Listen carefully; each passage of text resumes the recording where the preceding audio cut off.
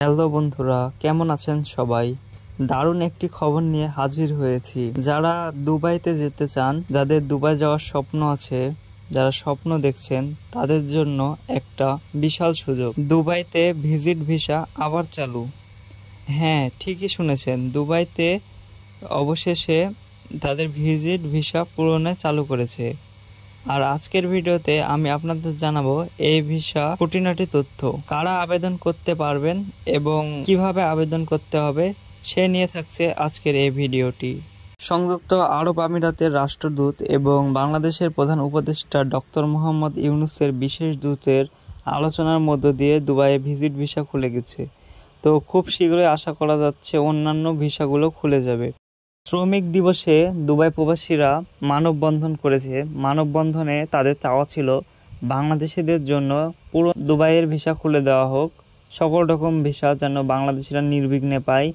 এটাই ছিল মানববন্ধনের মূল লক্ষ্য।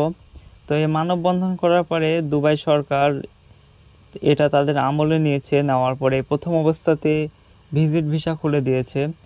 তো ভবিষ্যতে আরও এরকম অনেক আলোচনা হবে, আলোচনার মাধ্যমে দুবাইয়ের আরও অন্যান্য ভিসা খুলে দেবে। এটা খুব তাড়াতাড়ি হতে যাচ্ছে। তো যারা ট্যুরিস্ট ভিসায় গিয়ে অনেক দিন থাকতে চান বা ভাবছেন যে কোনো একটা ব্যবসা করবেন বা কোনো কাজ করবেন, তো তারা 5 বছরের মাল্টিপল এন্ট্রি ট্যুরিস্ট ভিসাটি করতে পারেন। এটিতে আপনি 1 বছরে 180 দিন দুবাইতে অবস্থান করতে পারবেন। 180 দিনের বেশি কোনো বছরে, মানে এক কথায় 365 দিনের ভিতরে আপনি 180 দিন দুবাইতে অবস্থান করতে পারবেন। 180 দিন অনেক দিন। তো আপনি এই বছরে 180 দিন থাকলেন, পরবর্তী বছরে 180 দিন। তো এইভাবে আপনি অনেক কিছু করতে পারেন। তো দুবাই ভিসা আবেদন কিভাবে করবেন?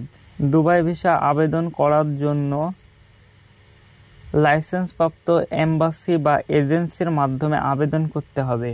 আর এই আবেদন 18 বছরের ওপর থেকে 60 বছর পর্যন্ত সকল সুস্থ স্বাভাবিক মানুষ আবেদন করতে পারেন। তো আজকের ভিডিওটি এ পর্যন্তই। আমার ভিডিওটি যদি ভালো লেগে থাকে আমার চ্যানেলটিকে অবশ্যই সাবস্ক্রাইব করে পাশে থাকা বেল আইকনটি অলে প্রেস করে দিবেন।